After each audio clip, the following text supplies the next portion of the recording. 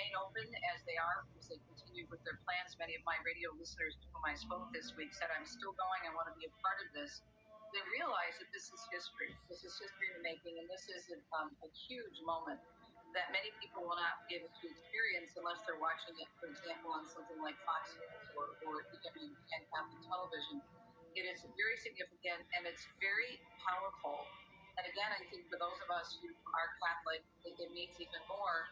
But it gives us a look, as Raymond said so eloquently, and Father, inside the church, inside 2,000 plus years of history.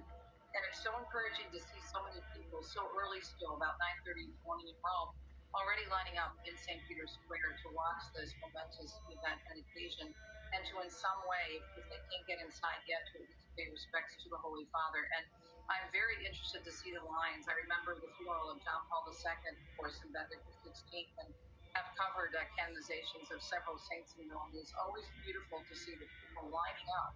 In the case of John Paul II, and I know Raymond and Father can attest to this, it went way past the Via della Conciliazione, which is that main avenue that goes from St. Peter's down to the Tiber River, wrapping all the way around and even further, even close to the Trastevere neighborhood, the famous iconic neighborhood of Rome. And this is what the church means, I believe, as a Catholic and as someone who talks on the radio every day about the faith. This is what it means to people. It's a universal church. That's what the word Catholic means.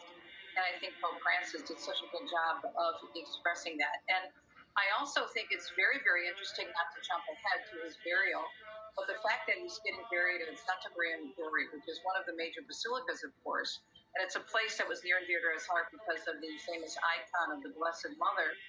But it's more of a parish church because it's a good 30-40 minute, if you're going by foot, at least 40 minutes from the Vatican, and a good 15-20 minute cab ride without traffic. And to be more even among the people when he's buried, I think is also significant. Not that St. Peter's isn't. St. Peter's, of course, is St. Peter's. But this was a church that was so special to him, and he felt closer to the people because it was more of a parish or a Roman parish church. So there's so many things going on here. It's really hard to describe, but just for me as a Catholic, and I know for my radio listeners, and for all of us watching, just, again, we're part of history right now.